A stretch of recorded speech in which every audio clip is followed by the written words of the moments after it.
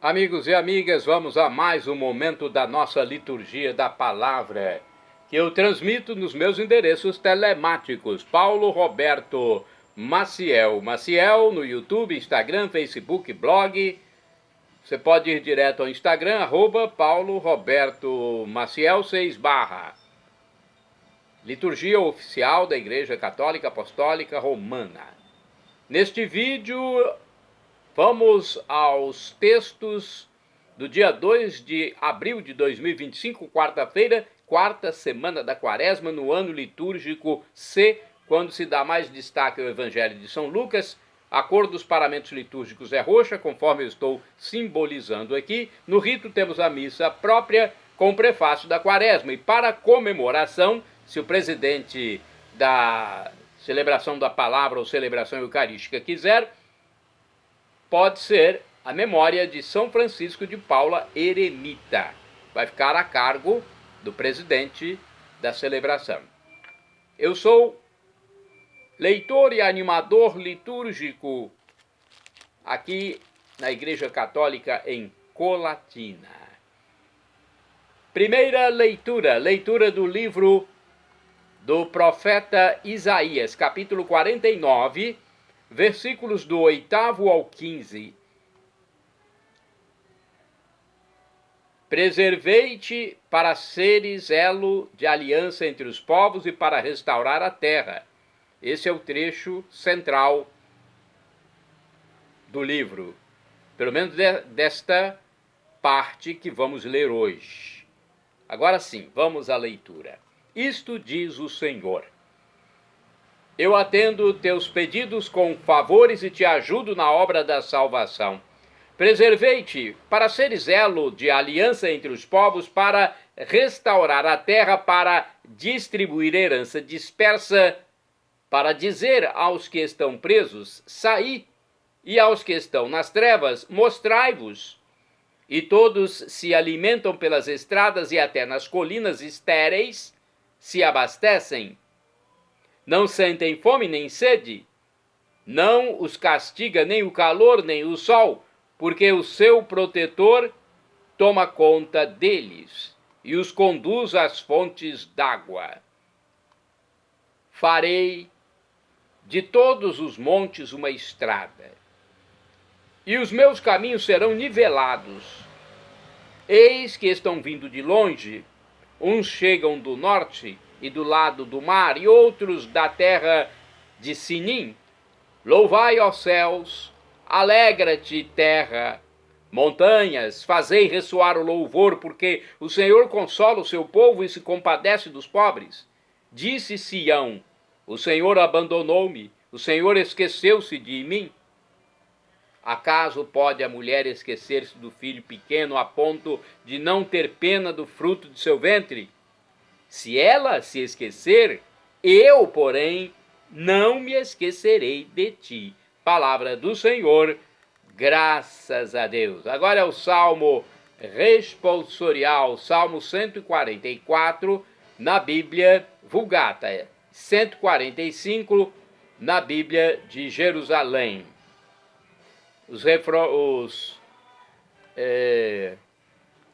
Esses são os capítulos, né? Versículos 8º ao 9, 13 CD a 14, 17 ao 18, refrão 8º A. Misericórdia e piedade é o Senhor. Repitamos: misericórdia e piedade é o Senhor. Misericórdia e piedade é o Senhor. Ele é amor, é paciência e compaixão. O Senhor é muito bom para com todos, sua ternura abraça toda criatura. Misericórdia e piedade é o Senhor. O Senhor é amor, fiel em sua palavra. É santidade em toda obra que ele faz. Ele sustenta todo aquele que vacila e levanta todo aquele que tombou. Misericórdia e piedade é o Senhor. É justo o Senhor em seus caminhos, é santo em toda obra que ele faz. Ele está perto da pessoa que o invoca e de todo aquele que o invoca lealmente. Misericórdia e piedade é o Senhor. Repitamos: misericórdia e piedade é o Senhor. Agora a aclamação ao Santo Evangelho e depois a proclamação. A aclamação é com o trecho de João, capítulo 11, versículos 25a e 26. Já a proclamação é com o texto de São João, capítulo 5, versículos do 17 ao 30, é o Evangelho de hoje, que tem como tema: assim como o Pai ressuscita os mortos e lhes dá a vida, o Filho também dá a vida a quem Ele quer. Esta é a parte central. Vamos aclamar primeiro e depois proclamar o Evangelho. Jesus Cristo, sois bendito, sois ungido de Deus Pai. Jesus Cristo, sois bendito, sois ungido de Deus Pai. Eu sou a ressurreição, eu sou a vida. Quem crê em mim, ainda que morra, viverá. Ainda que morra, viverá. Jesus Cristo, sois bendito, sois ungido de Deus Pai. Repitamos: Jesus Cristo, sois bendito, sois ungido de Deus Pai. O Senhor esteja convosco, Ele está no meio de nós. Proclamação do Evangelho de Jesus Cristo segundo São João. Glória a vós, Senhor. Pelo sinal da Santa Cruz, livra-nos Deus nosso Senhor dos nossos inimigos. Naquele tempo Jesus respondeu aos judeus: meu Pai trabalha sempre, portanto também eu trabalho. Então os judeus ainda mais procuravam matá-lo, porque além de violar o sábado, chamava Deus o seu Pai, fazendo-se assim igual a Deus. Tomando a palavra, Jesus disse aos judeus: em verdade vos digo, o Filho não pode fazer nada por si mesmo. Ele faz apenas o que vê o Pai fazer. O que o Pai faz, o Filho o faz também. O Pai ama o Filho e lhe mostra tudo o que ele mesmo faz. E lhe mostrará obras maiores ainda, de modo que ficareis admirados. Assim como o Pai ressuscita os mortos e lhes dá a vida, o Filho também dá a vida a quem Ele quer. De fato, o Pai não julga ninguém, mas Ele deu ao Filho o poder de julgar, para que todos honrem o Filho assim como honram o Pai. Quem não honra o Filho, também não honra o Pai que o enviou. Em verdade vos digo, quem ouve a minha palavra e crê naquele que me enviou, possui a vida eterna. Não será condenado, pois já passou da morte para a vida. Em verdade, eu vos digo, está chegando a hora, e já chegou, em que os mortos ouvirão a voz do Filho de Deus, e os que a ouvirem viverão. Porque assim como o Pai possui a vida em si mesmo, do mesmo modo concedeu ao Filho possuir a vida em si mesmo. Além disso, deu-lhe o poder de julgar, pois ele é o Filho do homem. Não fiqueis admirados com isso, porque vai chegar a hora em que todos os que estão nos túmulos ouvirão a voz do Filho e sairão. Aqueles que fizeram o bem ressuscitarão para a vida, e aqueles que praticaram o mal para a condenação. Eu não posso fazer nada por mim mesmo. Eu julgo conforme o que escuto, e meu julgamento é justo, porque não procuro fazer a minha vontade, mas a vontade daquele que me enviou. Palavra da salvação, glória a vós, Senhor. Pelo sinal da Santa Cruz, livra-nos Deus nosso Senhor dos nossos inimigos. Vamos agora à reflexão deste Evangelho, João, capítulo 5, versículos do 17 a 30. No livro Palavra e Vida 2000, de anos passados, temos aqui uma pequena reflexão. A relação de Jesus com Deus, o qual ele chama de Pai, Abba, é realmente surpreendente. Nunca até então a humanidade havia experimentado essa profundidade com Deus. Convém que nos detenhamos para pensar um pouco em nossa relação com Deus. Por meio de Jesus, nós temos acesso a essa intimidade. Em Jesus somos todos filhos de Deus. Aquele que é a origem da vida e a própria vida se coloca no centro de nossa família para nos animar e para abrir-nos um novo futuro de esperança. Aceitar Jesus é abrir um caminho de esperança para a nossa vida. Outra reflexão é do livro Dia a Dia com o Evangelho. Vejamos o que diz aqui sobre João, capítulo 5, versículos do 17 ao 30. É o Evangelho escrito pelo apóstolo. Entre Deus Pai e Jesus existe perfeita harmonia, comunhão total. O Filho tem acesso às obras do Pai e faz aquilo que o Pai faz. Ora, o Pai ressuscita os mortos e haverá de ressuscitar o Filho. Jesus se apresenta como Filho e ousa anunciar que por sua voz os mortos retornarão à vida. Ensina também que o Pai confia de tal modo no Filho que lhe confere autoridade para julgar o mundo. Seu julgamento é justo porque faz a vontade do Pai que o enviou. Os doutores da lei não suportam que uma pessoa semelhante a eles se atreva a julgar-se tão próxima de Deus. Acreditam em Deus, mas não aceitam Jesus como Filho de Deus. O conflito entre esses doutores e Jesus se agrava. Desembocará na crucificação do Mestre e Filho de Deus. Vamos agora aos santos do dia. 2 de abril é dia de Santo Apiano, mártir, faleceu em 306.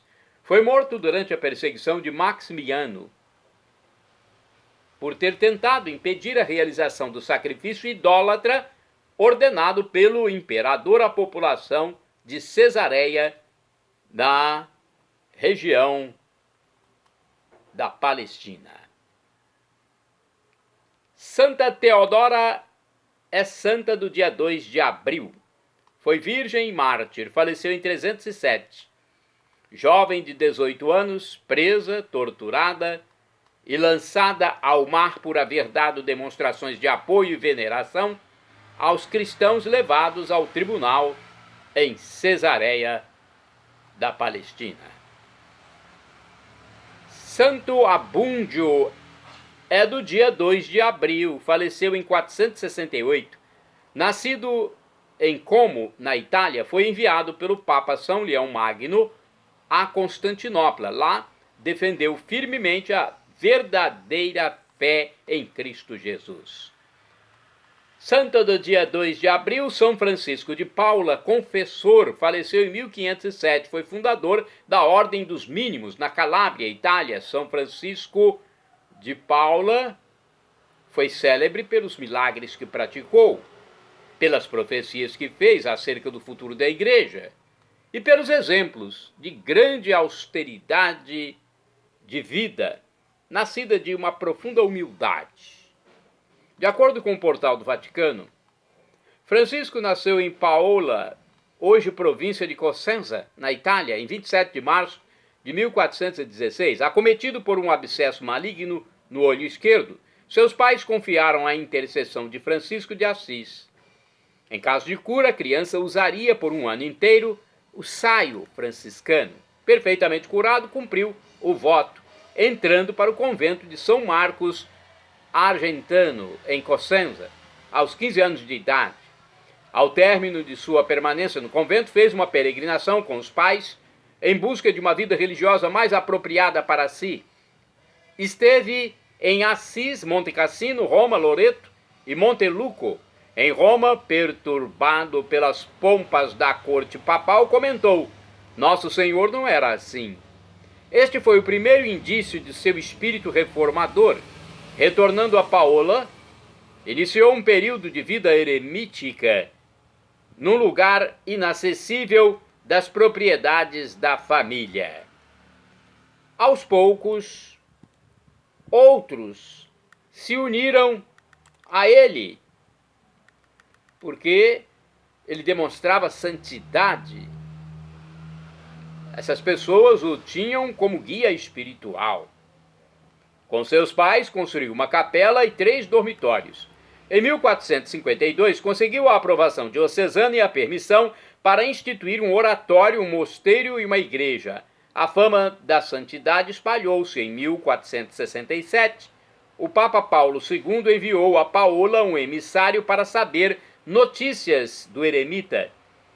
Em 17 de maio de 1474, o Papa Sisto IV reconheceu a nova ordem que recebeu o nome de Congregação Paulina dos Eremitas de São Francisco de Assis. O reconhecimento da regra com o nome atual da Ordem dos Mínimos ocorreu com o Papa Alexandre VI. Um carisma atribuído ao santo eremita foi uma profecia. Ele previu que a cidade de Otranto cairia nas mãos dos turcos em 1480, mas depois seria novamente conquistada pelo rei de Nápoles. Por meio dos mercadores napolitanos, a fama de Francisco chegou até a corte do rei Luís XI, na França. Enfermo, o rei pediu ao Papa Sisto IV para enviar o eremita à corte. Tanto o Papa como o rei de Nápoles notaram no convite a possibilidade de vantagens políticas. Francisco, no entanto, obedeceu com um pouco de desprazer ao pedido do Papa, pois ele estava acostumado ao seu eremitério e não se adaptaria facilmente à vida na corte. À sua chegada, o rei Luís XI ajoelhou-se aos seus pés, mas nunca recobrou sua saúde. Porém, a presença do eremita contribuiu para melhorar as relações entre o papado e a monarquia francesa. Ali, Francisco manteve encontros com pessoas simples, mas também com acadêmicos em busca de um guia espiritual. Francisco permaneceu 25 anos além dos Alpes, trabalhando a terra como camponês, mas a sua fama aumentava sempre mais como reformador e penitente. Com a agregação de alguns beneditinos e franciscanos, a congregação calabresa mudou sua vida de eremita para a de cenobita. Tal reviravolta levou a fundação a contar com a Ordem Terceira Secular e depois com as monjas. As respectivas regras foram aprovadas definitivamente pelo Papa Júlio II, em 28 de julho de 1506. Francisco de Paula morreu em Tours, em 2 de abril de 1507. Sua fama difundiu-se logo pela Europa por meio dos 3 ramos da família dos mínimos, frades, monjas e terciários. Foi canonizado em 1º de maio de 1519, 12 anos após a sua morte, durante o pontificado do Papa Leão X, do qual ele havia previsto sua eleição para o trono papal quando ainda era criança. Santo do dia 2 de abril, São Pedro Calungsod, catequista e mártir. Faleceu em 1672. Nascido nas Filipinas, Pedro Calungsod partiu com os missionários jesuítas para evangelizar as Ilhas Marianas, na Oceania. Foi martirizado por nativos pagãos na ilha de Guam. Santo do dia 2 de abril, São Domingos Tuoc, presbítero, que é o mesmo que padre, sacerdote e mártir, faleceu em 1839. Foi sacerdote dominicano martirizado na perseguição religiosa do Vietnã, no continente da Ásia. Santo do dia 2 de abril é São Francisco Col e Guitart, presbítero, ou seja, sacerdote, faleceu em 1875. Foi um padre dominicano e grande pregador popular. Fundou em Vic, na Espanha, a Congregação das Dominicanas da Anunciata. Santo do dia 2 de abril, Beato Leopoldo de Gaiche, padre, faleceu em 1815. Beato é bem-aventurado, ou seja, falta apenas um grau para a santificação, a canonização. Foi um religioso franciscano, Leopoldo de Gaiche, que se destacou como missionário a ponto de ser chamado apóstolo da Úmbria, na Itália. Santo do dia 2 de abril, ou quase santo, é um bem-aventurado, um beato, Guilherme Apor, bispo e mártir, faleceu em 1945, durante a Segunda Guerra Mundial, sendo bispo de Győr, na Hungria, foi golpeado de morte por alguns soldados russos. Isto aconteceu ao defender umas meninas refugiadas num edifício da diocese. E ele morreu 3 dias depois de receber os golpes dos russos. Santa, ou quase santa, do dia 2 de abril, Beata Maria de São José, virgem, faleceu em 1967. Eu falei quase santa porque beata é bem-aventurada. É o segundo grau do processo de canonização. Primeiro, serva de Deus, depois bem-aventurada, no caso da mulher, e vem em seguida a canonização, que ainda falta para Maria de São José. Ela fundou em Maracay, na Venezuela, a congregação das Agostinianas Recoletas do Sagrado Coração de Jesus. Beata Maria de São José, rogai por mim, rogai por nós. Shalom Adonai é uma expressão hebraica que significa a paz de meu Senhor, e meu Senhor é Jesus Cristo. Meu Senhor é Deus em Jesus Cristo, segunda pessoa da Santíssima Trindade. E agora eu clamo, mas antes de clamar Jesus à sua volta, eu quero dizer que você pode pedir a Deus aquilo que você acha que merece, apesar de nossas faltas, nossas iniquidades. Peça e você receberá, se realmente for da vontade de Deus e se for para o seu bem. O professor e escritor de mais de 100 livros da Igreja Católica, Felipe Rinaldo Queiroz de Aquino, em seu canal no YouTube, onde responde às nossas dúvidas, diz que Deus pode nos dar uma dessas 3 respostas quando suplicamos algo: sim, não ou espere. A melhor resposta ele nos dará, pois é onisciente. Deus é onisciente, além de onipotente e onipresente. Então acate a resposta de Deus, mesmo que seja um não. Até na terra, o nosso Pai físico nos dá um não quando percebe que é o melhor para o filho. E agora eu clamo, agora sim eu clamo, eu chamo Jesus para voltar. Maranatá, como dizemos nós católicos. É do dialeto de Jesus, o aramaico. Ou Maranata, como dizem nossos irmãos das comunidades evangélicas ou protestantes. Não importa, a pronúncia e o significado é o mesmo. Vinde, Senhor Jesus. Um dia ele voltará e será o juízo final. Esteja preparado. Creia em Jesus como Deus, seja batizado e arrependa dos seus pecados diariamente, porque ninguém sabe a hora da morte e não podemos morrer com um pecado grave. Então, vamos fazer isso. Seja batizado, creia em Jesus como Deus no mistério da Santíssima Trindade e arrependa-se diariamente dos pecados e nos encontraremos na vida eterna quando Jesus voltar na parousia. São Paulo, apóstolo, já disse: a tribulação de agora nem se compara com a glória futura que será revelada em nós quando tivermos os corpos glorificados, transfigurados, semelhantemente ao de Jesus ressuscitado e ao dos anjos de Deus.